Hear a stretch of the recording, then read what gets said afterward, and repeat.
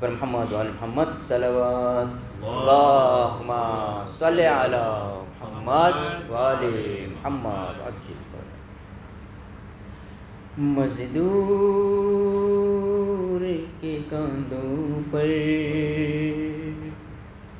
کاظم کا جنازہ ہے، مزدوروں کے کاندھوں پر کاظم کا جنازہ ہے، بغداد کے قیدی پر، بغداد کے قیدی پر زندان بھی روتا ہے، مزدور کے کاندھوں پر کاظم کا جنازہ ہے، مزدور کے کاندھوں پر کاظم کا جنازہ ہے،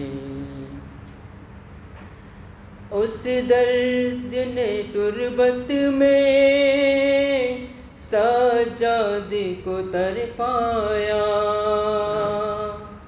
زندان سے نکل کر بھی آزاد نہ ہو پایا، ہے پہلا جنازہ جو، ہے پہلا جنازہ جو زنجیروں میں جکڑا ہے، مزدوروں کے کاندھوں پر کاظم کا جنازہ ہے، مزدوروں کے کاندھوں پر کاظم کا جنازہ ہے،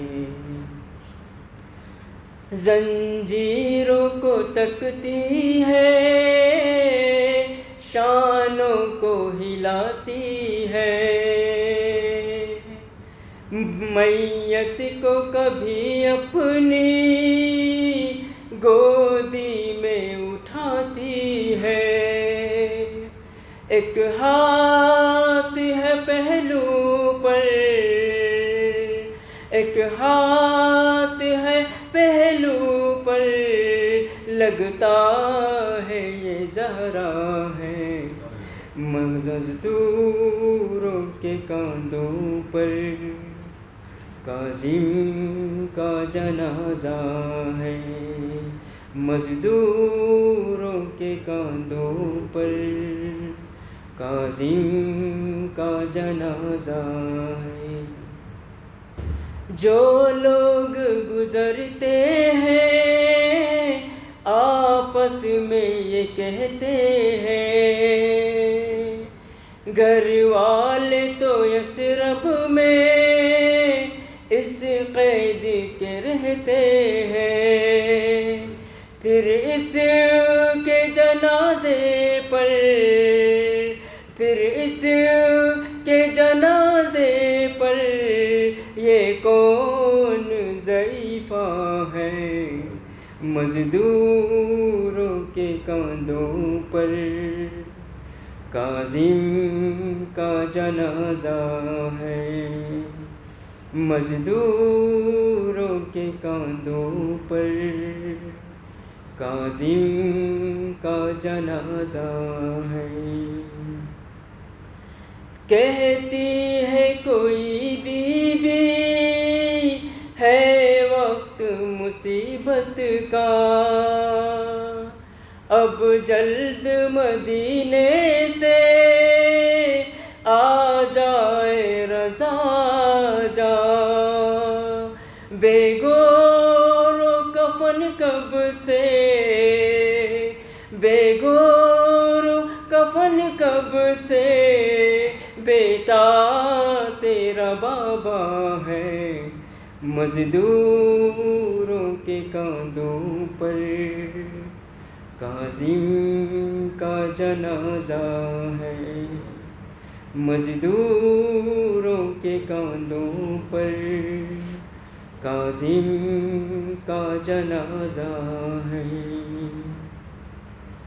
ہر روز ہی جاتی ہے وہ تربت زہرا پر،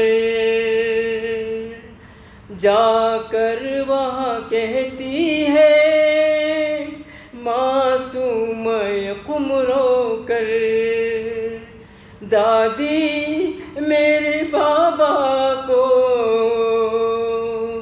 دادی میرے بابا کو کیا آپ نے دیکھا ہے؟ مزدوروں کے کاندھوں پر کاظم کا جنازہ ہے، مزدوروں کے کاندھوں پر کاظم کا جنازہ ہے۔ شبیر کی غربت کا نوحہ سناتے ہیں، سوکھے ہوئے لب اس کے امت کو بتاتے ہیں، اس نے بھی دم آخر، اس نے بھی دم آخر پانی نہیں پایا ہے، مزدوروں کے کاندھوں پر کاظم کا جنازہ ہے، مزدوروں کے کاندھوں پر کاظم کا جنازہ ہے۔ زنجیروں کو ٹکتی ہے، شانوں کو ہلاتی ہے، میت کو کبھی اپنی گودی میں اٹھاتی ہے، ایک ہاتھ ہے پہلو پر، ایک ہاتھ ہے پہلو پر، لگتا ہے یہ زہرا ہے، مزدوروں کے کاندھوں پر کاظم کا جنازہ ہے، مزدوروں کے کاندھوں پر کاظم کا جنازہ ہے۔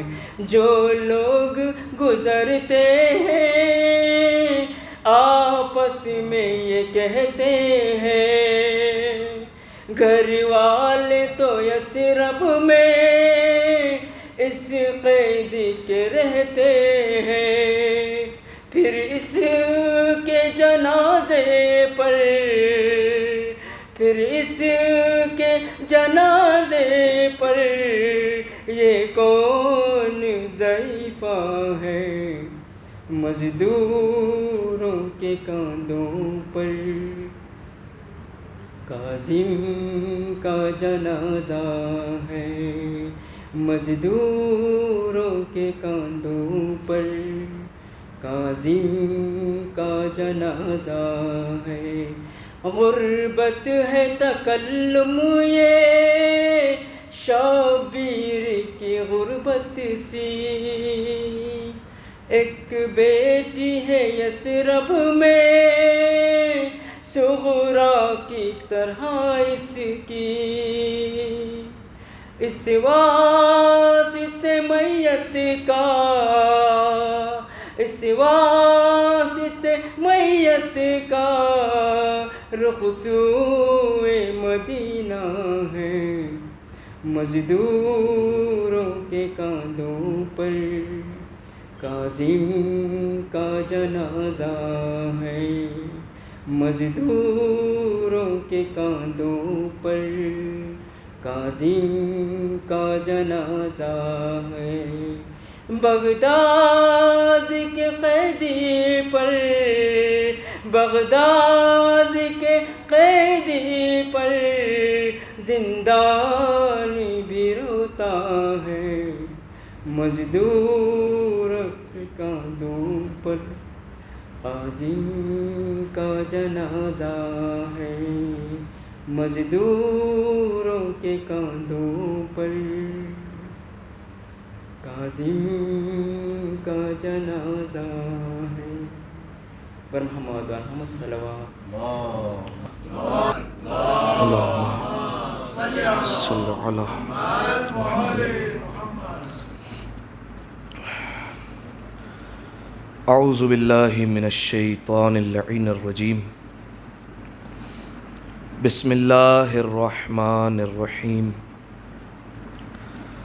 الحمد للہ الذی یخلق ولم یخلق ویرزق ولا یرزق ویطعم ولا یطعم، ثم الصلاة والسلام علی عبدک ونبیک وصفیک ورسولک وخیرتک من الخلق ابی القاسم محمد، اللہم صلی علی محمد وآل محمد وعلی اہل بیتہ الطیبین الطاہرین المعصومین المظلومین، سیما ابن عمہ علی علیہ السلام، وہو النبأ العظیم والصراط المستقیم والقرآن الکلیم، وہو الصدیق الاکبر والفاروق الاعظم، وحبل اللہ المتین وامام المسلمین، ووصی رسول رب العالمین، واللعنۃ الدائمۃ علی اعدائہم اجمعین۔ اما بعد فقد قال اللہ سبحانہ وتعالی فی محکم کتابہ المبین، بسم اللہ الرحمن الرحیم، الذین ينفقون فی السراء والضراء والقاظمین الغیظ والعافین عن الناس واللہ یحب المحسنین۔ صلوات علی محمد و آل محمد، اللہم صلی علی محمد محمد۔ جزاکم اللہ۔ سامعین محترم، عزیزان گرامی قدر، ابتدائے کلام میں آپ تمام مؤمنین اور مؤمنات کی خدمت میں ساتویں امام امام موسیٰ بن جعفر الکاظم علیہ السلام اللہم صلی علی محمد کی مظلومانہ شہادت کی تعزیت اور تسلیت پیش کرتا ہوں۔ بالخصوص تمام سادات کی خدمت میں اور زمانے کے امام کی خدمت میں ان کے جد کی شہادت کی تعزیت اور تسلیت پیش کرنے کے لیے ایک دفعہ مل کر بآواز بلند صلوات دیا کرتے ہیں۔ اللہم صلی علی محمد و آل محمد۔ جزاک اللہ۔ سامعین محترم، انتہائی مختصر سی گفتگو ہے اور اس بابرکت اور روحانی مجلس عزا کے لیے جس آیہ مجیدہ کو آپ کی خدمت میں پیش کیا اس کا تعلق سورہ مبارکہ آل عمران سے ہے۔ آیت کا نشان 134 ہے۔ اس آیت میں پروردگار عالم بالعموم صاحبان تقوی کی اور بالخصوص اہل بیت علیہ السلام کی صفتیں بیان کر رہا ہے۔ دیکھیے سامعین محترم، پروردگار عالم کا مزاج یہ ہے کہ پروردگار عالم قرآن مجید میں اہل بیت علیہ السلام کے نام نہیں لیتا۔ اگر چاہتا تو نام لے سکتا تھا، کیونکہ اگر قرآن میں سورہ مریم ہے تو ایک سورہ فاطمہ بھی ہو سکتا ہے۔ اسی طریقے سے اگر قرآن میں ایک سورہ یوسف ہے تو قرآن میں سورہ علی بھی ہو سکتا تھا، سورہ حسین بھی ہو سکتا تھا۔ لیکن پروردگار عالم نے اہل بیت علیہ السلام کے قرآن مجید میں ناموں کو نہیں رکھا۔ اس کی وجہ یہ ہے کہ پروردگار عالم جانتا تھا کہ بعد میں ایسے لوگ آنے والے ہیں جو اہل بیت علیہ السلام سے دشمنی رکھیں گے اور حسد کریں گے، لہٰذا ان کی فضیلتوں کو مٹایا جائے گا اور قرآن میں یا تو اہل بیت علیہ السلام کے ناموں کو تبدیل کر دیا جائے گا، یا پھر جہاں پر اہل بیت علیہ السلام کے نام ہوں گے وہاں پر لوگ فضیلتیں اپنے آپ سے منسوب کر دیں گے کہ یہ اس علی کی بات نہیں ہو رہی، اس علی کی بات ہو رہی ہے، اس حسین کی بات نہیں بلکہ میرا بیٹا جو حسین ہے اس کی بات ہو رہی ہے۔ لہذا پروردگار عالم نے قرآن مجید میں ناموں کو رکھا ہی نہیں، پروردگار عالم نے صفتوں کو بیان کیا اور کرداروں کو بیان کیا گویا پروردگار عالم پیغام دینا چاہتا تھا. رہتی قیامت تک تمام انسانوں کو اللہ نے ایک پیغام دے دیا کہ دیکھو اگر قرآن مجید میں اہل بیت کے نام رکھتا تو تم نام تو مٹا سکتے ہو لیکن ان کا کردار نہیں مٹا سکتے ہو, کبھی بھی تم ان کا کردار نہیں مٹا سکو گے. لہٰذا میں ان کی صفتیں بیان کروں گا, ان کے کردار بیان کروں گا. یہی وجہ ایک ہمارے عالم سے سوال کیا گیا اور بڑا انہوں نے خوبصورت جواب دیا. کہا کہ جناب فاطمہ جناب مریم سے زیادہ افضل ہے. کا وجہ یہ ہے کہ پروردگار عالم نے قرآن مجید میں مریم کے نام کا سورہ تو رکھا لیکن فاطمہ کے نام کا کوئی سورہ نظر نہیں آتا. تو انہوں نے عجیب جواب دیا. کہا تمہیں بادشاہوں کا مزاج نہیں پتا, بادشاہ اپنے محلوں میں کنیزوں کے نام لیا کرتے ہیں, حرموں کے نام نہیں لیا کرتے ہیں. مریم تو جناب فاطمہ کی کنیز کا نام ہے. لہذا سامعین محترم, پروردگار عالم کا طریقہ کار, پروردگار عالم کا مزاج یہ ہے کہ وہ نام نہیں لیتا, صفتوں سے بات کرتا ہے. اب پروردگار عالم نے ارشاد فرمایا الذین ینفقون فی السراء والضراء, فرمایا یہ اہل بیت علیہ السلام, یہ صاحبان تقوی, یہ خانوادہ اہل بیت وہ ہے جو خرچ کرتا ہے اللہ کی راہ میں فی السراء والضراء. خوشحالی ہو, ان کا ہاتھ میں فراوانی ہو تب بھی خرچ کرے گا, والضراء اور ہاتھ تنگ ہو تب بھی یہ خرچ کرتا ہوا تمہیں نظر آئے گا.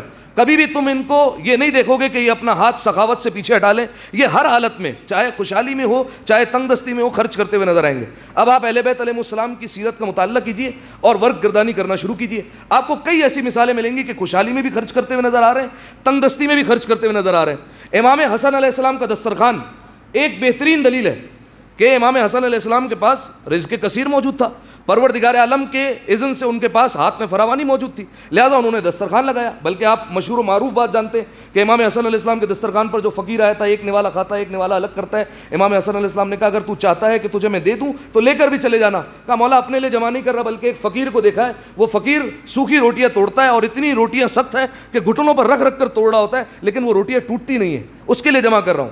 امام نے کہا کہ اس کا حلیہ کیا ہے؟ اس نے کہا حلیہ تو اتنا میرے ذہن میں نہیں ہے لیکن اتنا پتہ ہے جیسی خوشبو آپ میں سے آتی ہے ویسی خوشبو اسی میں سے آتی ہے. فرمایا وہ کوئی اور نہیں, وہ میرا بابا ہے, یہ انہی کا دسترخوان ہے. اور پھر اب سوال کیا گیا کہ امام علی علیہ السلام, امام حسن علیہ السلام دونوں امام ہیں. امام علی علیہ السلام کا طریقہ کار یہ ہے کہ وہ زندگی بسر کر رہے ہیں تو فقیری والی مفلسی والی سوکھی روٹیاں کھا رہے ہیں. امام حسن علیہ السلام کے گھر پر دسترخوان لگا ہوا ہے. تو علماء نے جواب دیا اور امیر المومنین سے جب پوچھا گیا تو مولا نے کہا, فرمایا اس وقت امام میں ہوں, حسن میرا نائب ہے, اس لیے حسن کا یہ طریقہ کار ہے, میرا یہ طریقہ کار ہے. جب میرا بیٹا حسن امام بن جائے گا اور حسین اس کا نائب ہوگا تو حسن کا وہی طریقہ ہوگا جو ابھی میرا ہے اور حسین کا وہی طریقہ ہوگا جو حسن کا ہے. لہٰذا یہ فرق چلتا رہتا ہے. تو اب یہ خوشحالی میں بھی خرچ کرتے ہیں, تنگ دستی میں بھی. اب تنگ دستی کی مثالیں بھی آپ دیکھ لیجئے.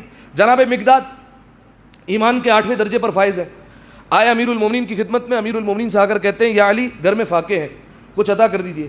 امیر المومنین نے کہا مقداد صبر کرو. اولاً مولا نے حکم دیا مقداد تھوڑا سا صبر سے کام لو. کہا مولا اگر بات میری ہوتی تو میں صبر کر لیتا, لیکن مولا بات اب بیوی اور بچوں کی ہے, گھر میں وہ بھوکے ہیں اور کئی دنوں سے فاقے ہیں. مولا صبر کر رہے ہیں لیکن اب بچوں کا صبر جواب دے رہا ہے, اب انہیں ضرورت ہے کہ انہیں کچھ کھلایا جائے. مولا آپ مدد فرمائیے, کوئی راستہ نکالیے, کوئی سبیل کیجیے تاکہ میں ان کی کم از کم مدد کر سکوں. اب تنگ دستی ہے, امیر المومنین کے گھر میں فاقے ہیں, لیکن امیر المومنین نے کہا مقداد وہ پتھر اٹھاؤ, وہ لے کر آؤ پتھر. جیسے ہی جناب مقداد لے کر آئے, اب دیکھیے تنگ دستی میں کیسے جو ہے وہ خرچ کرتے ہیں. مولا اس پتھر کا کیا کروں؟ فرمایا کل یا علی, اس پر کہو یا علی, میرا نام لو. جیسے ہی مقداد نے یا علی کہا وہ پتھر نہیں سونے میں تبدیل ہو گیا, فوراً سونا بن گیا. اب جناب مقداد نے کہا کہ مولا میں اسے توڑنا چاہتا ہوں. مولا نے کہا کہ پھر میرا نام لے لو, داؤد بھی ہمارا نام لے کر لوہے کو کاٹا کیا کرتا تھا. فرمایا تم لو. اور جناب مقداد نے ایک بار پھر امیر المومنین کا نام لیا اور جیسے ہی توڑا وہ ٹوٹ گیا. آدھا جو ہاتھ میں رہ گیا وہ سونا بن گیا, جو آدھا زمین پر گرا وہ پھر سے پتھر بن گیا. جناب مقداد لے کر جانے لگے. مولا نے کہا مقداد یہ آدھا کیوں پھینک دیا, یہ بھی لے کر چلے جاتے ساتھ میں. عجیب جواب دیا. دیکھیے علی کے چاہنے والے ہوتے ہیں تو ایسے ہوتے ہیں. کہا مولا یہ میرے آج کے لیے کافی ہو جائے گا, یہ میرے آج کے لیے کافی ہے. کہا مقداد لے جاؤ, کل ہو سکتا ہے کام آ جائے. کہا مولا کل کی فکر اس سے ہو جس کے پاس آپ جیسا مولا نہ ہو, کل کی فکر وہ کرے جس کے پاس آپ جیسا مولا موجود نہ ہو. جب مجھے پتا ہے کہ ایک دروازہ ہے جہاں پر میں آؤں گا تو میں خالی نہیں لوٹوں گا, تو مولا مجھے کیا ضرورت ہے کہ میں سارا سمیٹ کر لے کے جاؤں. ایک دفعہ صلوات ہدیہ کریں مل کر بآواز بلند, اللہم صلی علی محمد. الذین ینفقون فی السراء والضراء, یہ خانوادہ وہ ہے کہ خرچ کرتا ہے تنگ دستی میں بھی خوشحالی میں بھی. اگلی صفت والکاظمین الغیظ, اور یہ خانوادہ وہ ہے کہ جو غصے کو پی جانے والا ہے. کاظمینہ دیکھیے جمع کا صیغہ استعمال ہوا, فقط 7ویں امام کاظم نہیں ہے, ہر امام کاظم ہے. جس طریقے سے ہر امام صادق ہے لیکن صفت مشہور ہو گئی چھٹے امام کی، ہر امام تقی ہے لیکن صفت مشہور ہو گئی 9ویں امام کی، ہر امام رضا ہے لیکن صفت مشہور ہو گئی 8ویں امام کی، اسی طریقے سے ہر امام کاظم ہے لیکن یہ صفت مشہور ہو گئی 7ویں امام کی۔ والکاظمین الغیظ، یہ سارا کا سارا خانوادہ کون سا ہے؟ جو غصے کو پی جاتا ہے۔ والعافین عن الناس، لوگوں سے درگزر کرتا ہے۔ واللہ یحب المحسنین، اللہ تو احسان کرنے والوں کو پسند کیا کرتا ہے۔ اب سامعین محترم دیکھیے، اس میں ایک صفت آئی والکاظمین الغیظ، غصے کو پی جانے والا، ضبط کرنے والے۔ کاظمین میں نے کہا جمع ہے کاظم کی، کاظم نکلا ہے اس کے روٹ ورڈز ہیں کظمہ، کاف ضا اور میم۔ کظمہ لغت میں اس کو کہتے ہیں، آپ نے مشکیزہ دیکھا ہے؟ عرب میں آج بھی رواج ہے کہ وہ مشکیزوں کے ذریعے سے پانی پلاتے ہیں۔ جب مشکیزہ بھر جاتا ہے تو اسے ایک جو ہے وہ تسمے سے باندھا جاتا ہے تاکہ وہ پانی نہ چھلکے، اس باندھنے کو کہتے ہیں کظم۔ وہ جو آلہ ہوتا ہے، وہ جو تسمہ ہوتا ہے اسے کظم کہا جاتا ہے، جو پانی کو گرنے نہیں دیتا، اور جو باندھنے والا ہوتا ہے اسے کاظم کہا جاتا ہے۔ ٹھیک ہے، یہ مطلب ہے کظم کا، یعنی روک کے رکھنے والا، اپنے آپ کو ضبط کرنے والا، اس کو کاظم کہتے ہیں۔ اب دیکھیے، انسان میں اتنا ہی صبر پایا جاتا ہے جتنا جس میں زیادہ علم ہوتا ہے۔ جتنا زیادہ علم ہوگا وہ اتنا بڑا آپ کو صابر ملے گا، جتنا بڑا عالم ہوگا اتنا بڑا صبر کرنے والا آپ کو نظر آئے گا۔ اور خانوادہ امامت کے بارے میں، خانوادہ اہل بیت کے ہمارا بارے میں جو ہے وہ عقیدہ یہ ہے کہ یہاں کا جو امام، یہاں جو امام بن کر آتا ہے پروردگار عالم کی بارگاہ سے آتا ہے اور پروردگار عالم کے یہاں سے علم لے کر آتا ہے، اسے یہاں آ کر سیکھنے کی ضرورت نہیں ہوتی۔ یہی وجہ ہے کہ امام سب سے بڑا عالم بھی ہوتا ہے، سب سے بڑا صابر بھی ہوتا ہے۔ اسی لیے روایتوں میں ملتا ہے کہ 7ویں امام، امام موسیٰ کاظم علیہ الصلوۃ والسلام، اللہم صلی علی محمد، توجہ رکھیے گا، 7ویں امام کی ولادت ہوئی ہے، ابھی مولا کی ولادت ہوئی ہے 7 صفر 128 ہجری ایک روایت کے مطابق، مقام ابوا پر۔ مولا گھر میں تشریف فرمائے گہوارے میں، چھٹے امام کے پاس لوگ آتے رہتے ہیں مبارکباد دینے کے لیے۔ مولا کا ایک صحابی ہے چھٹے امام کا جن کا نام ہے حشام، مولا کا بڑا قریبی صحابی ہے اور مولا کا عاشق ہے، محبت کرنے والا ہے مولا سے۔ گھر پر آیا، دروازے پر دستک دی، خادم نے دروازہ کھولا، خادم آیا، خادم نے خبر دی کہ مولا کے گھر پر بیٹے کی ولادت ہوئی ہے۔ کہا میں امام سے ملاقات کرنے کے لیے آیا ہوں۔ وہ خادم لے کر گیا، حشام کو مہمان خانے میں بٹھایا جہاں پر تمام مہمان آ کر انتظار کرتے ہیں، وہاں بٹھایا۔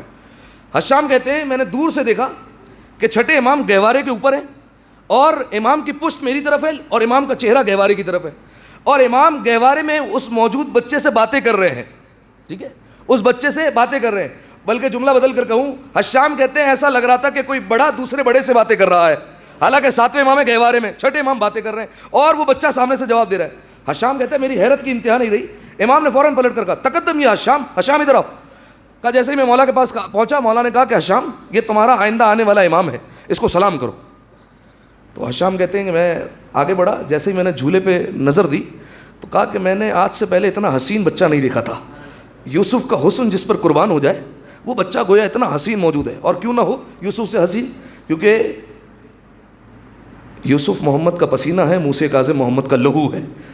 لہٰذا جیسے ہی بچے کو دیکھا، اتنا حسین بچہ، فوراً سلام کیا، السلام علیکہ ایھا الطفل الصغیر، فرمایا اے چھوٹے شہزادے، صغیر کہتے ہیں چھوٹے کو، اے چھوٹے شہزادے، اے چھوٹے صاحبزادے، اے چھوٹے بچے، تم پر میرا سلام ہو۔ جواب سنیے گا، جیسے یہ کہا کہ اے چھوٹے صاحبزادے تم پر میرا سلام ہو، امام نے گہوارے میں سے فصیح زبان میں جواب دیتے ہوئے نام لے کر پکارا، حشام اسے چھوٹا کہہ رہے ہو جو خضر کو عرصے تک نماز پڑھاتا رہا ہے، عرصے تک جس نے خضر کو نماز پڑھائی ہے۔ آپ جانتے ہیں جناب خضر علیہ السلام زندہ نبیوں میں سے ایک ہے، اور پروردگار عالم نے جو 4 نبی زندہ ہیں ان میں سے کسی نہ کسی کو کہیں نہ کہیں مقرر کیا ہے۔ جناب خضر کو مقرر کیا پانی پر، ٹھیک ہے، اور جناب خضر نے پروردگار عالم سے شکوہ کیا تھا، پالنے والے تو نے زندگی تو دے دی لیکن نماز جماعت جیسی نعمت سے میں محروم رہ گیا ہوں۔ ٹھیک ہے، نماز جماعت یہاں پر بھی ہوتی ہے، نماز جماعت سے میں محروم رہ گیا ہوں۔ پالنے والے جب وہاں پر اپنے علاقے میں ہوتا تھا تب تو نماز جماعت پڑھ لیا کرتا تھا، بلکہ کراتا بھی تھا، اب یہاں پر دریا پہ موجود ہوں، اب یہاں پر مجھے کون امامت کروائے گا؟ لہٰذا ایک کے بعد ایک امام آتا تھا اور امامت کروایا کرتا تھا۔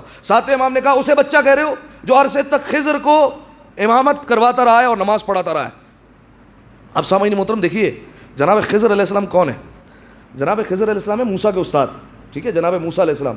جناب موسیٰ علیہ السلام نے اپنے زمانے میں فخر کر دیا تھا کہ میں سب سے بڑا عالم ہوں۔ پروردگار عالم کو دعویٰ پسند نہیں آیا تھا، پروردگار عالم نے کہا موسیٰ خضر کے پاس جاؤ سیکھو، وہ تم سے بڑا عالم ہے۔ جناب خضر کے پاس گئے تھے، جناب خضر پڑھاتے تھے، موسیٰ پڑھتے تھے، لہذا جناب خضر بڑے عالم ہیں جناب موسیٰ علیہ السلام سے۔ لیکن یہی جناب خضر آپ دیکھیں گے تو کبھی امام حسن علیہ السلام کے پاس آ کر سیکھتے ہیں، کبھی چھٹے امام کے پاس آ کر سیکھتے ہیں، کبھی 7ویں امام کے پاس آ کر سیکھتے ہیں۔ ایک روایت بلکہ آپ کے سامنے ہدیہ کرتا ہوں، 7ویں امام امام موسیٰ کاظم علیہ الصلوۃ والسلام، اللہم صلی علی محمد۔ توجہ رکھیے گا اس روایت پہ، اگر آپ محسوس کر سکیں اس روایت کو۔ روایت کے جملے، یہی ولادت کا وقت ہے، مولا کی ولادت ہوئی ہے 7ویں امام کی. چھٹے امام کا دروازہ کھلا ہے گھر کا, بہت سارا ہجوم لوگوں کا وہاں پر گھر میں جمع ہے, اور لوگ آ رہے ہیں امام کو مبارکباد دینے کے لیے.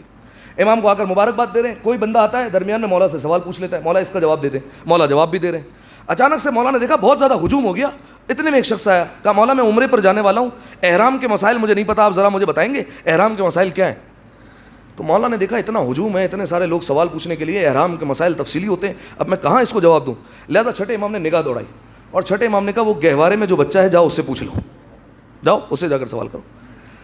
کہا مولا کس سے؟ وہ بچے سے. کہا جاؤ تم اپنا سوال رکھو, وہ تمہیں جواب دے گا. امام کی پہچان بھی کروانی نا. اٹھا آیا. اب جب وہ اٹھا تو دیگر اصحاب کو بھی حیرت ہوئی کہ وہ بچہ کیسے بولے گا, تو سارے کے سارے اصحاب آ گئے. اب ان میں سے لوگوں نے دیکھا کہ ایک شخص ایسا ہے کہ جو مدینے کا رہنے والا لگتا نہیں ہے, پتہ نہیں کہاں کا ہے, نورانی شخصیت ہے کوئی.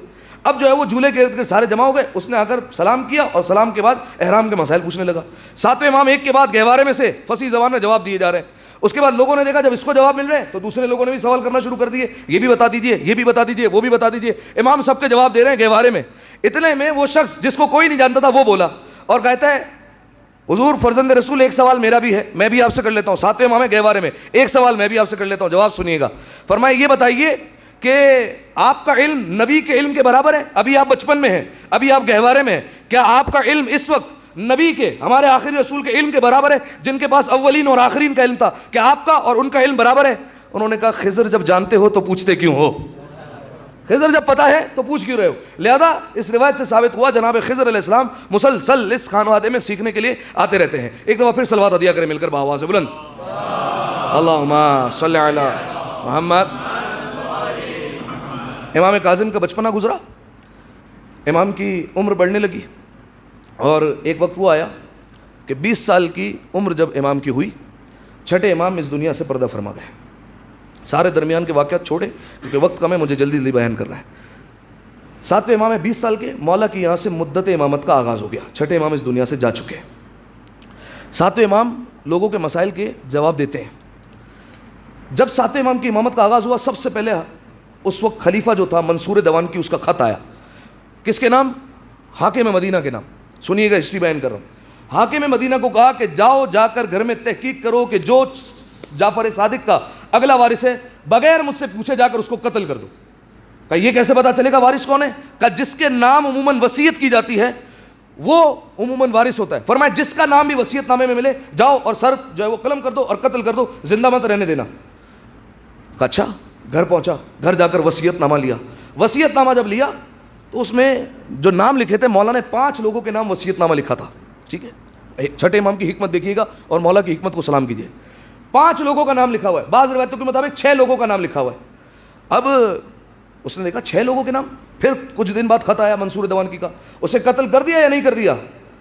اس نے خط میں لکھا منصور دیوان کی کیسے قتل کر سکتا ہوں, وصیت نامے میں پہلا نام تیرا ہے, دوسرا نام میرا ہے, کیسے قتل کر سکتا ہوں؟ پہلے نمبر پر مولا نے لکھا ہے منصور دیوان کی, دوسرے پر لکھا ہے محمد ابن سلیمان جو حاکم مدینہ ہے, تیسرے پر جناب حمیدہ خاتون جو چھٹے امام کی زوجہ ہے, چوتھے پر امام کے ایک اور بیٹے کا نام, اور 5ویں پر امام کاظم کا نام.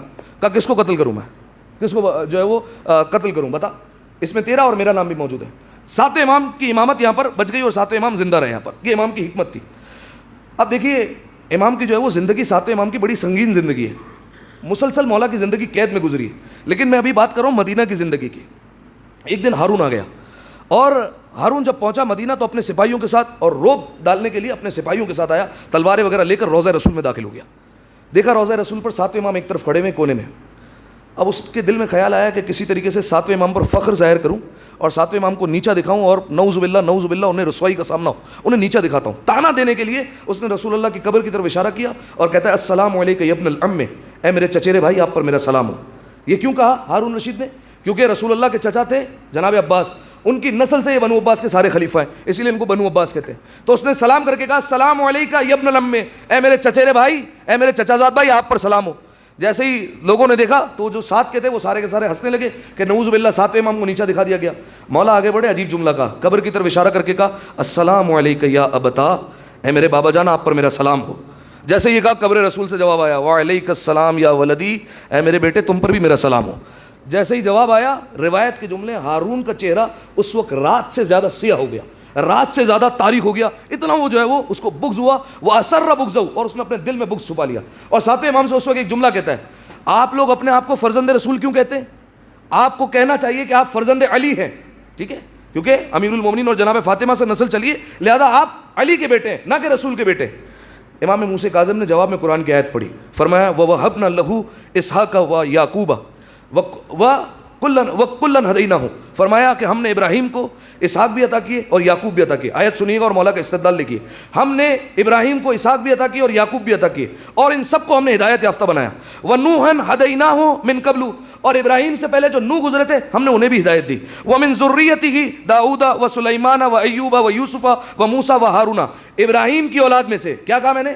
ابراہیم کی اولاد میں سے داؤد آئے، سلیمان آئے، ایوب آئے، یوسف آئے، موسیٰ آئے، ہارون آئے، یہ سب بھی ہدایت یافتہ تھے. وَكَذَلِكَ نَجْزِي الْمُحْسِنِينَ، ہم محسنین کو ایسے ہی جزا عطا کیا کرتے ہیں. وَزَكَرِيَّا وَيَحْيَىٰ وَعِيسَىٰ، اور زکریا، یحییٰ اور عیسیٰ جو ابراہیم کی اولاد میں سے، یہ بھی ہدایت یافتہ تھے. مولا نے کہا یہ بتا عیسیٰ کے باپ کا نام کیا ہے؟ کہا مولا یہ تو مجھے نہیں پتا، اس لیے کیونکہ عیسیٰ کے تو کوئی باپ ہی نہیں تھے، عیسیٰ تو بغیر باپ کے اس دنیا میں تشریف لائے. امام نے کہا پھر اللہ نے انہیں قرآن میں ابراہیم کا بیٹا کیوں کہا ہے؟ کہا وہ تو مریم کے وسیلے سے بیٹا کہا ہے، مریم کے وسیلے سے بیٹا کہا ہے، مریم کے وسیلے سے بیٹا کہا ہے. امام نے کہا شرم کر، حیا کر، اور ڈوب کر کہیں پر مر جا. ارے شرم نہیں آتی جب وہ مریم کا بیٹا ہو کر ابراہیم کی اولاد میں آ سکتا ہے، ہم فاطمہ کے بیٹے ہو کر رسول کی اولاد کیوں نہیں ہو سکتے ہیں؟ کس لیے نہیں ہو سکتے ہم؟ لہذا جب اس امام نے یہ جواب دیا، اس کے بعد امام نے ایک اور سوال کیا، ہارون اتنا بتا، اگر رسول اللہ اس وقت قبر سے اٹھے اور تجھ سے پوچھیں بتاؤ کیا تم اپنی بیٹی کا مجھے رشتہ دو گے، تو رسول اللہ کو ہاں کہو گے منع کر دو گے؟ کہا میرے لیے نعمت کی بات ہوگی، میں ہاں کہوں گا اور رسول اللہ کو فوراً رشتہ دے دوں گا. فرمایا بس تم میں اور ہم میں یہی فرق ہے، تم رسول کو رشتہ دے سکتے ہو کیونکہ تم رسول کے علیحدہ ہو، ہم رسول کو رشتہ نہیں دے سکتے کیونکہ ہم رسول کی اولاد میں آتے ہیں، لہذا ہم رشتہ نہیں دے سکتے. اب یہاں پر اس نے مولا کا بغض دل میں چھپایا اور یہ چلا گیا بغداد. کچھ عرصے بعد اس نے بغداد سے فوجیں بھیجی امام کو گرفتار کرنے کے لیے. اب کس طریقے سے گرفتار کیا وہ انشاءاللہ مصائب میں آ جائے گا، لیکن جب امام کو گرفتار کیا گیا تو بڑی حکمت سے اس نے گرفتار کیا. 2 محملیں تیار کروائیں، ایک محمل پر 7ویں امام کو بٹھایا اور ڈھیر سارے سپاہی اس کے ساتھ لگائے تاکہ 7ویں امام کہیں جانے نہ پائے. دوسری سواری وہ خالی رکھی، اس کے ساتھ بھی کئی لوگ جو ہے وہ کئی سپاہی جمع کیے، ایک کو روانہ کر دیا بصرہ، ایک کو روانہ کر دیا بغداد، تاکہ پتہ نہ چل سکے کہ 7ویں امام بصرہ میں ہیں یا بغداد میں ہیں. ٹھیک ہے، امام کو اس طریقے سے قید کیا گیا، لے جایا گیا. سب سے پہلے امام کو بصرہ میں قید کیا گیا، اور اس نے بصرہ میں قید کیا، تاریخ بیان کر رہا ہوں، بصرہ میں قید کیا اپنے چچیرے بھائی عیسیٰ بن جعفر کے یہاں پر. ٹھیک ہے، سب سے پہلے اس قید خانے میں رکھا. کوئی بتا سکتا ہے مولا کی کتنی زندگی کل قید میں گزری ہے؟ کتنے سال مولا زندان میں رہے؟ کتنے سال؟ 14 سال. 14 سال سب سے کم بتایا جاتا ہے ہمیں یہاں پر. ٹھیک ہے، 14 سال بھی ہے، یہ ٹھیک ہے بات، لیکن کچھ علماء نے بیان کیا کہ اگر جو چھوٹے چھوٹے عرصے کے لیے بھی قید میں مولا کو لے جاتے تھے، اگر وہ بھی شمار کیا جائے تو وہ قید 28 برس بن جاتی ہے، بعض نے کہا 34 برس بن جاتی ہے. ٹھیک ہے، مولا کی عمر مبارک ہے 55 سال، 34 سال قید میں زندان میں. ٹھیک ہے، ایک روایت کے مطابق 28 سال قید میں گزرے مولا کے. ٹھیک ہے، اور مولا جو ہے وہ زندان میں رہے. پہلا 1 سال جو قید رہے عیسیٰ بن جعفر ہارون کے چچا زاد بھائی کے یہاں پر مولا کو قید رکھا گیا. 1 سال بعد ہارون رشید نے خط لکھا اور عیسیٰ بن جعفر کو پیغام دیا کہ موسیٰ ابن جعفر کو قتل کر دو، کسی طریقے سے بھی زہر دے دو، کسی بھی طریقے سے قتل کرنا چاہو قتل کر دو. اس نے خط پڑھا، اس نے ہارون کو جواباً لکھا، ہارون تو قتل کرنے کی بات کرتا ہے، میں تو ابھی انہیں آزاد کرنے والا ہوں. اس سے پہلے کہ میں آزاد کر دوں اگر تو بغداد بلانا چاہتا ہے بغداد بلا لے، اور اس کی وجہ میں جانتا ہوں کہ تو مجھ سے پوچھے گا کہ میں کیوں آزاد کرنا چاہتا ہوں، تو سن لے ابھی صحیح وجہ، میں خط میں لکھ کر بھیج رہا ہوں. وہ کیا وجہ لکھی؟ کہا میں اس کو کیسے نقصان پہنچا سکتا ہوں. فرمایا کسی کو کوئی نقصان نہیں پہنچاتا. فرمایا میں نے دیکھا کہ زندان میں رہتا ہے، فجر پر سجدے کی حالت میں جاتا ہے تو ظہر پر سر اٹھاتا ہے، ظہر پر پھر اٹھتا ہے، تاکیبات پڑھتا ہے، عصر کی نماز پڑھتا ہے، عصر کی نماز کے بعد سجدے میں جاتا ہے، مغرب پر سر اٹھاتا ہے. فرمایا مغرب پر 2 لقمے سے افطار کرتا ہے، پھر سجدے میں جاتا ہے، پھر فجر پر سر اٹھاتا ہے. فرمایا اگر کچھ کہتا ہے سجدے میں آسمان سے آواز آتی ہے، لبیک یا عبدی، لبیک یا عبدی، بول میرے بندے حاضر. آسمان سے پروردگار عالم کا جواب آ رہا ہوتا ہے. کیسے میں کیسے نقصان پہنچاؤں؟ نہ کسی کی بات کرتا ہے. کہا نماز کے بعد ہمارے لیے بد دعا بھی نہیں کرتا، ہاتھ اٹھاتا ہے اور ہم سب کے لیے دعا کیا کرتا ہے. کہا میں اس کو کیسے نقصان پہنچا سکتا ہوں، بغداد بلا لے. ہارون نے دیکھا یہ تو مائل ہونے لگا ہے اور گرویدہ ہو گیا امام کا، فوراً بغداد بلایا. دوسرا جس کی زندان میں رکھا فضل ابن ربی، بغداد میں مولا کو اس کے زندان میں رکھا. کچھ عرصہ گزرا، فضل ابن ربی نے خط لکھ دیا، میں ان کو کوئی نقصان نہیں پہنچا سکتا. فرمایا ہم ان کے گرویدہ ہو گئے. پھر زندان سے نکالا، تیسرا زندان فضل ابن یحییٰ، تیسرے زندان میں رکھا گیا مولا کو. وہاں پر رکھا، کچھ عرصے بعد پتہ چلا کہ فضل ابن یحییٰ تو ہے ہی شیعہ اور امام کی طرف مائل ہے. پھر وہاں سے نکالا اور اب جو ہے وہ مختلف زندانوں میں وہ ڈالتا رہا اور مولا کو جو ہے وہ منتقل کرتا رہا. درمیان میں کچھ عرصہ بھی ایسا بھی آیا ہے کہ مولا کو جو ہے وہ آزاد بھی کیا گیا ہے, ٹھیک ہے, لیکن مولا پر نظر رکھی جاتی. روایت کے جملے ہیں مولا قید سے آزاد ہوتے, لوگ ایسے ایسے آ کر مولا کو جملے کہتے جو مولا کو سینے پر چبھتے, اس طریقے کی تانے, اس طریقے کی باتیں مولا کو کہا کرتے. لیکن اب لقب کیا کاظم نا, امام کا جملہ سنیے, جیسے ہی وہ سامنے سے تانا دیتے, روایت کے جملے, ساتویں امام ہاتھوں کو اٹھاتے اور ایک جملہ کہتے, اللہم اغفر لہم لانہم لا یعرفونی, پالنے والے انہیں معاف کر دے کیونکہ یہ مجھے ابھی جانتے نہیں ہیں, معاف کر دینا. یہ امام دعا کیا کرتے. امام کا طریقہ کار, اخلاق اور ادب دیکھیے. یہ بغداد والے لوگ جو امام پر ظلم کرتے ہیں, خاص طور پر امام کے شیعہ, ان کے لیے امام کس طریقے سے مدد کر رہے ہیں. سال میں 2 مرتبہ امام گھر کا سارا سامان باہر لے کر آ جاتے ہیں, سارا سامان باہر لے کر آتے ہیں, اور ایک مرتبہ اعلان کر کے کہتے ہیں, اے میرے شیعو, رو کر اعلان کر کے کہتے ہیں, اے میرے شیعو, میں جانتا ہوں کہ تمہیں کسی نہ کسی شے کی ضرورت پڑتی ہے. دیکھو موسیٰ بن جعفر کے گھر میں یہی چیزیں موجود ہیں, آؤ اگر تمہیں اس میں سے کسی شے کی ضرورت ہے, اٹھاؤ اور لے کر چلے جاؤ. 7ویں امام اپنی ضروریات پر شیعوں کی ضرورت کو مقدم کرتے ہیں. یہیں پر پیغام لے لیجئے, خدا را اپنی زندگی میں کم از کم ایسا کردار لے کر آئیے کہ آپ اپنی چاہتوں پر مولا کی چاہت کو مقدم کر سکیں. امام نے اپنی زندگی میں یہی کیا کہ مولا نے آپ کی چاہتوں کو مقدم کیا اپنے شیعوں کی, اور امام دعا کرتے رہے.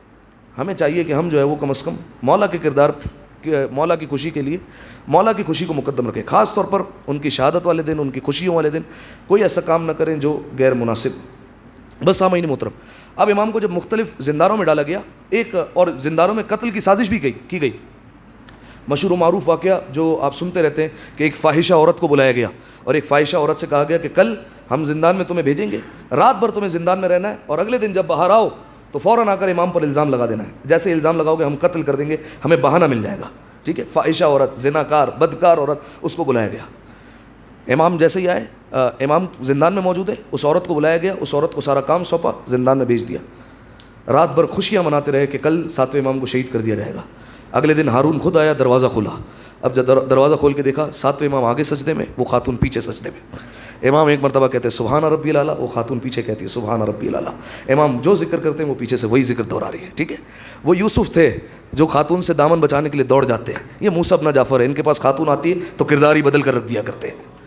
لہذا یہ کرداروں میں فرق ہے. ایک دفعہ صلوات دیا کریں مل کر بآواز بلند, اللہم صلی علی محمد. اب یہ بھی ہر بار جب ناکام ہوا قتل کرنے کا, اب اس نے ایک اور منصوبہ بنایا. سنیے, یہیں سے جو ہے وہ مجھے مصائب پر بھی چلے جانا ہے. اس نے اپنے وزیر کو بلایا اور کہا کہ 50 ایسے لوگوں کا انتظام کرو, لا یعرفون رب ولا یعرفون رسولہ, جو نہ اپنے رب کو جانتے ہو نہ رسول کو جانتے ہو.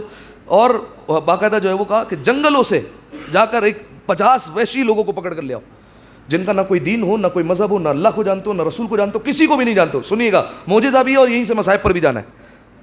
فرمایا کہ ایسے 50 لوگ لاؤ جو جسے ہم کہتے ہیں وحشی, درندے جن سے اچھے ہوں, ایسے لوگ لے کر آ جاؤ. 50 لوگ چن کر لائے گئے اور ان کے سامنے سب سے پہلے کھانا رکھا گیا.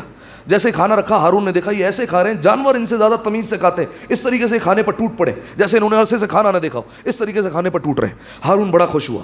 ہارون نے کہا کہ اب انہیں روزانہ شراب پلائی جائے. انہیں روزانہ شراب پلائی جاتی ہے 50 لوگوں کو. جب وہ نشے میں مست ہو جاتے ہیں تو روزانہ ایک مشق کروائی جاتی ہے. کیا 7ویں امام کے قد کے برابر ایک مجسمہ تیار کیا گیا, اور اس مجسمے کو لا کر رکھ دیا جاتا, اور اس کے اوپر سفید کپڑا رکھ دیا جاتا.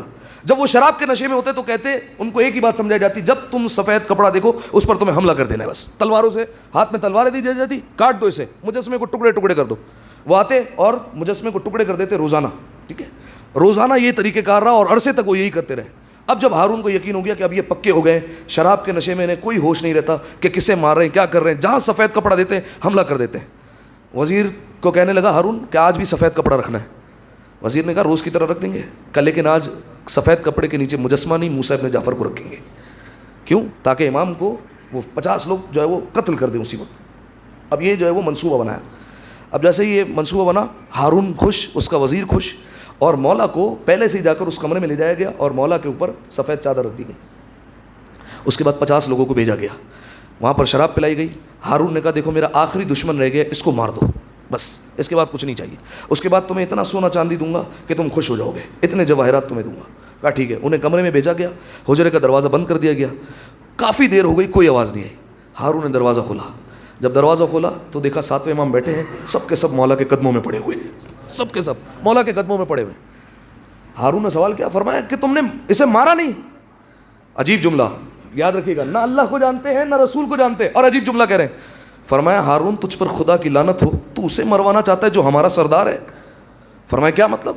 فرمایا یہ شخص ہر مہینے ہمارے ملک آتا ہے, ہر امام وہ ہوتا ہے جو مدد کے لیے کبھی بھی کہیں بھی پہنچ سکتا ہے. امام یہ زندان کا پابند نہیں ہے, یہ مشیت کی رضا میں راضی رہنے کے لیے وہ قید میں رہتے ہیں, ورنہ اس کی یہ زنجیریں کیا ہے. چوتھے امام نے بھی کئی مرتبہ معجزہ دکھایا ہے, زنجیروں کو موم بنا کر مولا نے پھینک دیا ہے, یہ زنجیریں ان کے لیے کیا ہے. لہذا کہا ہر مہینے یہ شخص ہمارے یہاں پر آتا ہے. فرمایا ہمارے یہاں پر بارش نہیں برستی تو یہ ہاتھ اٹھا کر دعا کرتا ہے, بارش آ جاتی ہے. فرمایا ہمارے اناج نہیں اگتا ہے تو یہ دعا کرتا ہے, زمین اناج دینے لگ جاتی ہے. فرمایا ہماری مشکلات کے لیے دعا کرتا ہے, وہ مشکلات حل ہو جاتی ہے. فرمایا ہمیں نہیں پتا, ہم نہ اللہ کو جانتے نہ رسول کو جانتے, ہم تو اسے مانتے ہیں فقط اور فقط. یہ ہماری مشکل کشائی کرتا ہے, یہ ہمارے سارے معاملات حل کرتا ہے, اس کے صدقے میں ہم کھا رہے ہیں, اس کے صدقے میں ہمیں رزق ملتا ہے, تو اسے مروانا چاہتا ہے. اب جب یہ سنا ہارون نے, اب جو ہے وہ اس کے جو کہتے ہیں حواس باختہ ہوا اور یہاں پر اس کا برداشت جواب دے گیا. اب اس نے کہا کہ اب ایک ایسا زندان بان ڈھونڈا جائے کہ جو انتہائی سخت دل ہو. اب جس کا انتخاب کیا گیا اس کا نام ہے سندھی بن شاہک. ٹھیک ہے, یہ آخری جو ہے وہ مولا کے زندان کا داروغہ رہا ہے, سندھی بن شاہک. سندھی بن شاہک کے بارے میں مشہور تھا کہ وہ ناصبی تھا. توجہ رکھیے گا, یہیں سے مجھے مصائب پہ جانا ہے. سندھی بن شاہک ناصبی تھا. مولا کا بغض, امیر المومنین کا, اہل بیت علیہ السلام کا بغض اس کے دل میں کوٹ کوٹ کے بھرا ہوا تھا. سندھی بن شاہک, ہارون نے اس کو بلایا, کہا جتنی اذیت دے سکتے ہو ساتویں امام کو دو اذیت, رافضیوں کے امام کو. کہا ٹھیک ہے. کچھ دنوں بعد خبر منگوائی, کہا کہ کیا خبر ہے, کہ کس طریقے سے ان کے ساتھ برتاؤ کیا جا رہا ہے. خبر دی گئی روزانہ اذیت دی جاتی ہے. کہا اچھا آج میں خود دیکھنا چاہتا ہوں. سنیے, ہارون اترا زندان میں. زندان میں جب اترا تو دیکھا کہ ساتویں امام سر جھکائے بیٹھے ہوئے ہیں. سندھی بن شاہک نے دوسرے جو زندان کی حفاظت کرنے والے تھے ان کو بلایا, کہا یہ کیا ہے, اسے ایسے کیوں چھوڑ دیا, جاؤ ہتھکڑی لے آؤ, بیڑی لے آؤ, توق لے آؤ, لنگر لے آؤ, جاؤ. ہاتھوں میں ہتھکڑیاں ڈالی مولا کے, پیروں میں بیڑیاں ڈال دی, کمر میں لنگر, گلے میں توق ڈال دیا. اس زندان میں ہے جس زندان میں مولا پہلے ہی پورا نہیں کھڑے ہو سکتے. اسی لیے زمانے کے امام نے سلام کر کہا سلام ہو اس امام پر جس کی ساری زندگی حالت رکوع میں گزر گئی, ساری زندگی. یہ سننا حضور بہت آسان ہے, ٹھیک ہے, کہ حالت رکوع میں گزر گئی. مصائب سنیے مولا کے, حالت رکوع میں گزر گئی ساری زندگی. سلام ہو اس پر, السلام علی المعذب فی قہر السجون, سلام ہو اس پر جس پر زندان میں عذاب نازل کیا جاتا تھا, عذاب ڈھایا جاتا تھا اس پر. جب اس نے دیکھا نا ہارون آیا ہوا ہے اور ہارون دیکھنے آیا کہ ہم کیسے اذیت دیتے ہیں, اس نے ہتھکڑیاں پہنائی, بیڑیاں پہنائی مولا کے ہاتھوں میں, اور اس کے بعد کہتا ہے ظالم کو ذرا تازیانہ تو لے آؤ. تازیانہ منگایا. اب ایک جملہ ہے زیارت میں, اگر آپ محسوس کر سکیں, اگر سینے میں دل رکھتے ہیں تو ہائے ضرور کیجیے گا. مولا کی زیارت کا ایک جملہ ہے, السلام علی الساق المرزوز, سلام ہو اس پر جس کی پنڈلیوں کا گوشت زنجیریں کھا گئی.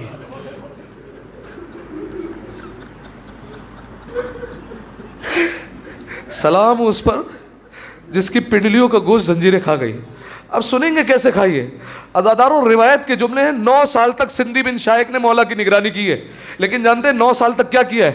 صبح بھی مولا کو تازیانے مارتا ہے, راحت میں بھی مولا کو تازیانے مارے جاتے ہیں.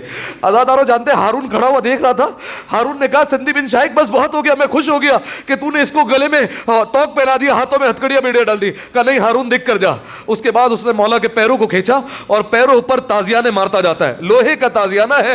عزاداروں مولا کے پیروں سے خون جاری ہونے لگا, مولا کا گوشت پھٹ گیا, مولا کی ہڈیاں مولا کی ٹوٹنے لگی, ہڈیاں ریزہ ریزہ ہو گئی, مولا کی کھال پڑ گئی پیروں کی. عزاداروں وہ تازیانے مارتا جاتا ہے اور ہارون سے کہتا ہے میں روز ایسے ہی تازیانے مارتا ہوں. عزاداروں ہارون ہنس رہا تھا. آپ رو رہے نا, زندان میں لوگ تالیاں بجا رہے تھے, زندان میں لوگ موسیٰ ابن جعفر جب روتے تھے لوگ تالیاں بجایا کرتے تھے. بس عزاداروں ہارون جانے لگا. اس نے کہا ہارون ٹھہر, ابھی کچھ اور بھی دکھانا چاہتا ہوں. ہارون نے کہا بس چھوڑ دے. جانتے ہیں عزاداروں اس نے کیا کیا؟ آگے بڑھا, امام کے چہرے کی طرف بڑھا. جو سمجھ گئے اس کو میرا سلام ہو. امام کے چہرے کی طرف بڑھا, اپنے دونوں ہاتھوں کو بڑھایا, مولا کے چہروں پر تماچے مارتا ہے, کبھی داڑھی کو پکڑ کر تماچے مارتا ہے, کبھی رخسار کے دونوں طرف تماچے مارتا ہے. لیکن میں ہاتھوں کو جوڑ کر کہوں گا اے موسیٰ ابن جعفر, آپ میرے بڑے قریب امام ہیں, مولا آپ پر ہمارا سلام ہو. لیکن مولا جب آپ کو تماچا مارا گیا, مولا کسی بیٹے نے دیکھا تو نہیں؟ ہائے رے زہرا, جب زہرا کو تماچا لگا, میرا مولا حسن سامنے کھڑا ہوا دیکھ رہا. اجرکم اللہ اجرکم الزہرا. شہزادی کوئی غم نہ دے عزادارو، شہادت کی شب ہے. آج بھی اگر گریہ نہ کریں گے تو کب کریں گے؟ بس عزادارو اب سنیں گے نا امام کو کس طریقے سے لے جائے گا. میں نے کہا مصائب میں آپ کے سامنے پڑھتا ہوں. بس عزادارو جانتے ہیں امام کاظم ہے مدینہ میں، روضہ رسول پر نماز پڑھ رہے ہیں، ظالم گرفتار کرنے کے لیے آئے. دیکھا مولا حالت رکوع میں ہے. عزادارو امام کی نماز ختم ہونے کا انتظار نہیں کیا، ایک بدبخت آگے بڑھا، ایسا دھکا دیا امام جا کر روضہ رسول پر گرے. امام قبر رسول پر گرے، رو رو کر کہتے جاتے تھے نانا آپ کا بیٹا بڑا مظلوم ہے، نانا آپ کا بیٹا جا رہا ہے، اب پلٹ کر واپس ہی آئے گا نانا. بس عزادارو امام کو قید کر کے لے جایا گیا. لیکن عزادارو ایک جملہ کہوں نا، عزادارو جب امام کو لے جایا گیا نا، امام کو بیٹیوں سے ملنے نہیں دیا گیا.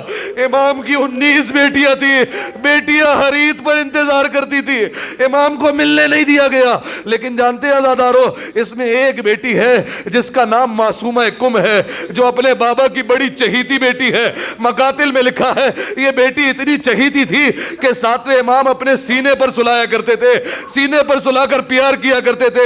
میں ہاتھوں کو جوڑ کر کہوں گا اے بی بی سکینہ آپ بڑی مظلوم ہے، لیکن بی بی جب بابا مقتل میں جا رہے تھے کم از کم سینے پر سلا تو گئے. ہائے رے معصومہ کم، آخری بار بابا کا سینہ بھی میسر نہ ہوا. اجرکم اللہ اجرکم الزہرا. شہزادی کوئی غم نہ دے، بہترین انداز سے گریہ کر رہے ہیں. یہی حق ہے مولا پر رونے کا. جب تابوت اٹھائے نا تو رو رو کر اٹھائیے گا. بس یہی سوچئے گا کہ یہ 34 سالہ قیدی ہے، یہی سوچئے گا اس کی پنڈلیاں، اس کا گوشت ریزہ ریزہ ہو گیا. یہی سوچئے گا کہ جس کے 18 بیٹے ہوں اس کا جنازہ مزدوروں نے مل کر اٹھایا ہے. اجرکم اللہ اجرکم الزہرا. شہزادی کوئی غم نہ دے. بس عزادارو امام کو لے جایا گیا. لیکن جانتے ہیں عزادارو امام کا ایک قید خانہ نہیں، کبھی بصرہ میں رکھا جاتا ہے، کبھی بغداد میں رکھا جاتا ہے مولا کو قید خانے میں. عزادارو جانتے ہیں جناب معصومہ کم اپنے بابا کو بڑا چاہتی تھی نا. سننے میں آتا تھا لوگوں کو کہ مولا بصرہ میں، کبھی سنتے تھے بغداد میں. جانتے جناب معصومہ کم کیا کرتی؟ ابھی چھوٹی ہے، چہرے پر نقاب ڈالتی، مکمل حجاب میں مدینہ سے باہر جاتی، مدینہ سے باہر راستے میں بیٹھ جاتی. جو قافلہ آتا ان سے پوچھتی کہاں سے آ رہے ہو؟ اگر کوئی کہتا بغداد سے آ رہے، ہاتھوں کو جوڑ کر کہتی میرے بابا کا پتہ ہے، سنا ہے میرے بابا بغداد میں ہے. پھر کوئی قبیلہ تھا اولاد والو ذرا صداؤں کو بلند کرنا، جب آپ کہیں جاتے ہیں کم از کم بیٹیوں سے ودا تو کرتے ہیں. ہائے رے معصومہ کم. کبھی کسی قافلے سے کہتی کہاں سے آ رہے ہو، کوئی کہتا بصرہ سے آ رہے ہیں، کہ میرے بابا کا پتہ ہے کچھ. بس عزادارو اگلا جملہ عجیب ہے، بہت سخت جملہ ہے. جانتے جب یہ خبر امام رضا کو ملتی نا، امام رضا گھر سے نکلتے مدینہ سے باہر آتے، اپنی بہن کا بازو تھامتے، سینے سے لگاتے اور دوبارہ گھر کی طرف لے کر آتے. میں ہاتھوں کو جوڑ کر کہوں گا اے بی بی معصومہ کم، آپ روزانہ مدینہ کے باہر جاتی ہے، روزانہ اپنے بابا کا پوچھتی ہے، لیکن خوش نصیب ہے روزانہ بھیا آتے ہیں اور سینے لگا کر لے جاتے ہیں. ایک اور بی بی تھی جس کا نام فاطمہ صغریٰ تھا، وہ بھی روزانہ مدینے سے باہر جاتی تھی، ایک ایک سے پوچھتی تھی میرے بابا کو دیکھا ہے، میرا بابا کربلا میں ہے. ارے کوئی نہیں آتا. روزانہ کہتی علی اکبر تم کہہ کر گئے تھے مجھے لینے کے لیے آؤ گے. اجرکم اللہ اجرکم الزہرا. شہزادی کوئی غم نہ دے. بس عزادارو امام زندان میں ہے، مولا پر ظلم و ستم کی جاتے ہیں، روزانہ مولا کو تازیانے مارے جاتے ہیں. عزادارو روزانہ مولا کو اذیت دی جاتی ہے. عزادارو جانتے ہیں ایک وقت آیا، ہارون نے کہا سندھی بن شائق اب ان کو زہر دے دے، بہت ہو گیا، بہت زندان میں رکھ لیا، اب میں برداشت نہیں کر سکتا. عزادارو 22 رجب کو مولا کو زہر دیا گیا ہے. میرا مولا 3 دن تک تڑپتا رہا ہے. 22 رجب کو زہر ملا، مولا کے بدن کا رنگ تبدیل ہونے لگا. اگر اس روایت کو آپ نے محسوس کر لیا بڑا گریہ کریں گے. تصور میں صرف منظر لائیں، بغداد کا قید خانہ ہے، مولا کو زہر مل چکا ہے. بس عزادارو اب مولا کی حالت یہ ہے کہ مولا بستر سے اٹھتے نہیں ہیں. عزادارو اتنے میں خبر آئی سندھی بن شائق کو کہ کچھ طبیب آ رہے ہیں ملنے کے لیے، مولا کے پاس آ رہے ہیں. سندھی بن شائق آیا اور مولا سے کہتا ہے خبردار طبیبوں کو پتہ نہ چلے کہ ہم نے آپ کو زہر دیا ہے، یہ انہیں پتہ نہیں چلنا چاہیے، اگر پتہ چل گیا ہم آپ کو اور اذیت دیں گے، کچھ بولنا نہیں. عزادارو جانتے ہیں اگلا جملہ مجھے نہیں پتہ کیسے کہوں. ساتویں امام کو ایسا زہر دیا گیا تھا, مولا کے لب نہیں کھل رہے تھے, مولا کا دہن نہیں کھل رہا تھا, پھر بھی انہوں نے کہا کہ خبردار بتانا مت. مولا کو کہا کہ انہیں خبر نہیں ملنی چاہیے.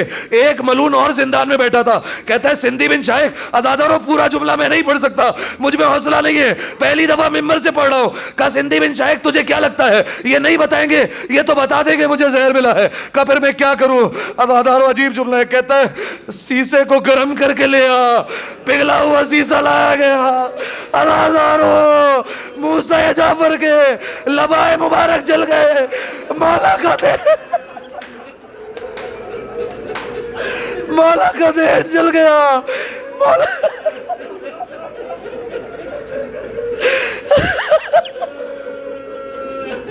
مولا کے لبوں کو جلا دیا گیا. میرا امام کس شدت سے تڑپ رہا ہوگا. بس عزادارو ایک مرتبہ طبیب آئے, ساتویں امام سے پوچھنے لگے کہ آپ کو زہر دیا ہے. ارے مولا کیسے بولتے, مولا میں تاب نہ تھی بولنے کی. مولا خاموش رہے, لیکن زہر اتنا شدید تھا مولا کی ہتھیلی کھل گئی. انہوں نے جب ہتھیلی کو دیکھا, ہتھیلی کا رنگ دیکھا, کہا رے انہیں تو زہر دے دیا گیا ہے. اس طبیب کو پیسے دے کر خاموش کروا لیا گیا. لیکن عزادارو جب وہ سب گئے, سندھی بن شائخ آگے بڑھا, کہا ہم نے منع کیا تھا نہ بتانا, اب دیکھو ہم کیا کرتے. ایک قالین منگایا, امام کو لٹایا, امام کو لپیٹ دیا گیا. سارے ملون, کوئی تازیانے مارتا ہے, کوئی قالین پر اچلتا ہے, امام کو اذیت. اجرکم اللہ, اجرکم الزہرا. شہزادی کوئی غم نہ دے. بس عزادارو 25 رجب آ گئی, مولا کا جنازہ زندان سے نکلا. یہی رونے کے لیے کافی ہے. ذرا سوچیے عزادارو, جس کے 4 جوان بیٹے بھی ہوتے ہیں نا عزادارو, بیٹے بڑھ بڑھ کے کاندھا دیتے. ارے جس کے 18 بیٹے ہو, بھلا کیسے ہو سکتا ہے کہ اسے کوئی کاندھے نہ دے. لیکن آئے رے میرے مولا کی مظلومیت, 4 مزدوروں نے کاندھا دیا. حکم دیا گیا بغداد کے پل پر جا کر جنازہ رکھ دو تاکہ آنے والی سواریاں یہ لاشا کچل کر چلے جائیں. بس عزادارو یہ منصوبہ تھا. لیکن جانتے عزادارو, میں ضمانت سے کہہ رہا ہوں, میں نے علماء سے سنا ہے, انہیں کہا گیا تھا بغداد کے پل پر جنازہ رکھ دو, لیکن ان ملونوں نے بغداد کے پل پر جنازہ جا کر پھینک دیا. عزادارو امام کا جنازہ پڑا رہا. عزادارو امام کا جنازہ ہتھکڑیوں میں, بیڑیوں میں موجود ہے. ارے رہائی کے بعد تو زنجیریں کھول دی جاتی ہیں نا, لیکن یہ میرا مولا مظلوم ہے کہ زنجیریں بھی نہ کھولی گئی. بس عزادارو رات کا وقت ہوا, سواری آگے بڑھی, لیکن سواری آگے نہیں بڑھتی. بہت سواریوں کو مارا گیا, آگے نہ بڑھی. جب دیکھا رہی یہ تو کسی کا جنازہ پڑا ہے. کہ یہ کس کا جنازہ ہے؟ کسی نے کہا لگتا ہے کوئی غریب ہے, کوئی پردیسی ہے, اس کا کوئی نہیں لگتا ہے. اتنے میں آواز آئی, ارے ٹھہرو ٹھہرو, میں اس کا بیٹا ہوں, مدینہ سے معجزے سے تشریف لایا ہوں. بس عزادارو امام رضا ہے, ساتویں امام کا سر زانو پر رکھا, سینے سے لگایا. بابا مجھے پتا ہے بہت ظلم ہوئے ہیں, بابا آپ کو بڑی اذیتیں ہوئی ہیں, بابا آپ کی بیٹیاں انتظار کرتی رہی, بابا معصومہ قوم ہر عید پر رستہ تکتی تھی, بابا آپ چھوڑ کر چلے گئے. میں ہاتھوں کو جوڑ کر کہوں گا مولا آپ کے بابا کا جنازہ پامال تو نہ ہوا. آئے رے مظلوم حسین, کربلا میں دائیں کے گھوڑے بائیں طرف ہو گئے, ایک بہن دیکھتی رہی ہے, حسین کا لاشا تقسیم ہو گیا.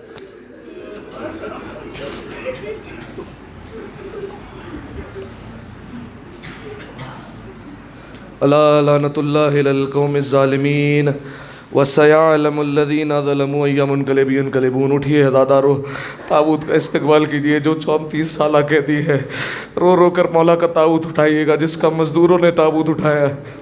رلایا کیوں ہے موسیٰ کاظم کی میت کو رلایا کیوں, امت محمد کی, امت نے محمد کی بیٹی کو ستایا کیوں ہے موسیٰ کاظم کی میت کو رلایا کیوں ہے موسیٰ کاظم کی میت کو رلایا کیوں ہے موسیٰ کاظم کی میت